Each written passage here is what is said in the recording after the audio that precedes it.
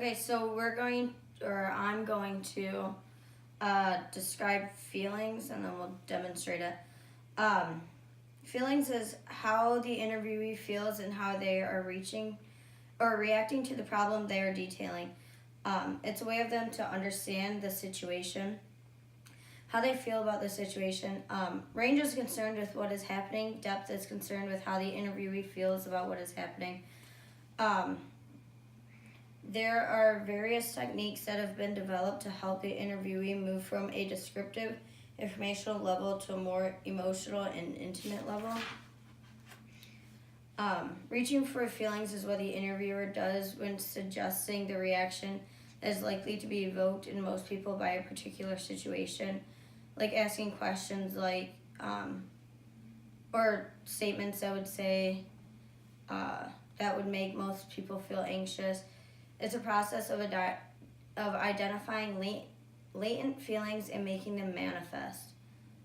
It's a way of, pretty much a way for interviewers to help interviewees like open up and really connect with and understand their whole situation a little bit better.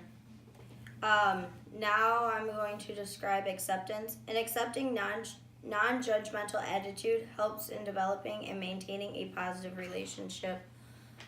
A relationship that shows respect and concern for the client as a person regardless of their behavior. It gives clients the freedom to be themselves, to express themselves freely in all their aspects. The accepting worker seeks to explain the individual's behavior rather than to determine the worth of such behavior. Accepting clients as they are and leaving them there does not achieve the purpose of helping. The trick to distinguish between the person of the interviewee and the behavior of the interviewee. Acceptance relates primarily to the person.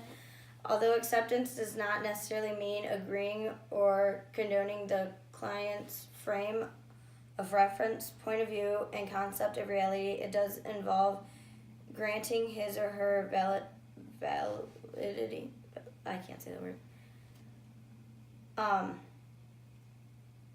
So basically, like, it's a way of the client to accept themselves, but also the interviewer to accept and help the client want to better their lives. I'm going to be describing paraphrasing and will demonstrate it in a later video. The technique of paraphrasing is a repetition of a word as minimal encourager.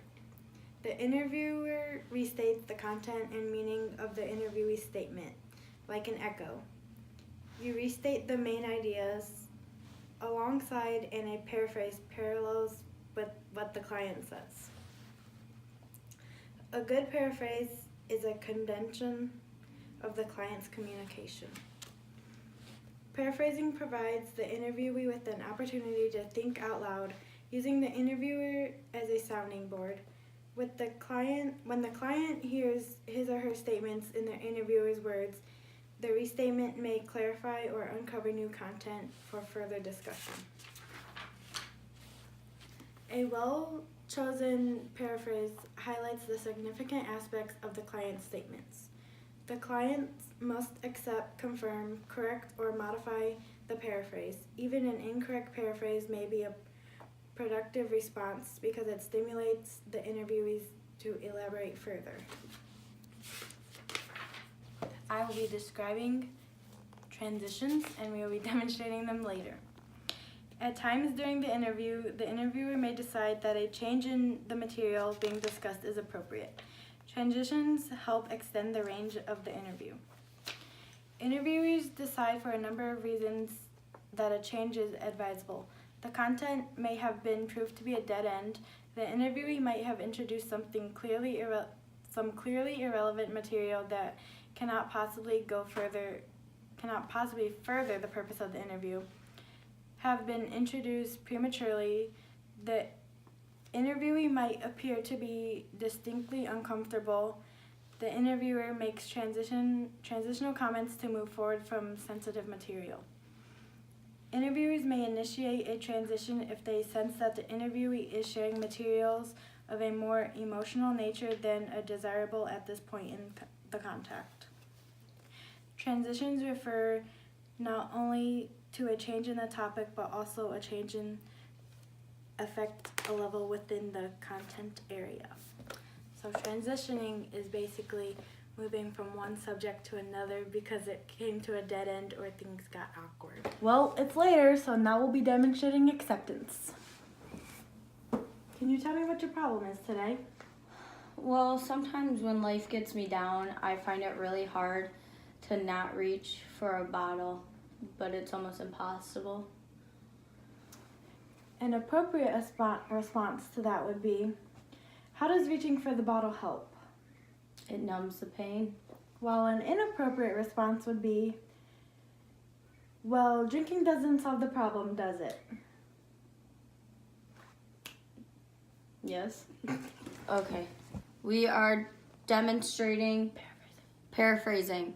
Ready, go. Action. I don't think I should have become a mother. You don't like being a mother? Well, it's not that I don't like being a mother. I just feel like I don't have patience enough to deal with Sherry. You like it, but you have some questions about your ability? Yeah, I just wish I wasn't so impatient and I could actually tolerate not yelling and handling the situation better. Okay. Same. Transitions, take 4. So the thing I really hate is once I get out of the mental hospital, people are going to look at me and call me stupid and judge me and because they think I'm nuts. I imagine that makes you pretty angry. That hurts. It really does. But how about before you came here, Jason? They couldn't say that about you then. What was the trouble then in your relationship with the guys back home? Are you transitioning? I just transitioned. I am to describe reflection of feeling. Reflection of feeling is an interviewer's statement that labels the client's feelings. It increases depth within the interview by helping the client explore, become aware of, and experience feelings. We can reflect feeling, but we cannot paraphrase feeling. On the other hand, reflection of feeling is similar to paraphrase because both procedures offer the client the interviewer's perception. They differ in what they focus on, different aspects of the communication. I am to describe empathetic understanding. Barker defines empathy as the act of perceiving, understanding, and experiencing and responding to the emotional state and ideas of another person. So, for example, the interviewer feels with the client rather than for the client. Feeling for the client would be sympathetic rather than empathetic response. Demonstrating transitions, take 502. I would imagine that it's very difficult for foster care parents to let go of their foster children because they often get too attached. Even if they prepare for their leaving, I would think that would be pretty hard. Yes, it is. Can you tell me how you heard of our foster care program? Demonstration of reflection of feeling. My great-grandpa died 2 weeks ago, and it's just really been hard on me. I'm with you. Please go on. It's making me need to stay in my bed all day, and the only time I get out of bed is to refill my glass. I understand what you're saying and recognize how you are feeling. We can fix this problem. Demonstration of empathetic understanding. So, because of my drug problem, the state came and took my kids away, and all those feelings just made everything worse, and I resorted back to drugs instead of getting clean. I'm sorry, I am with you.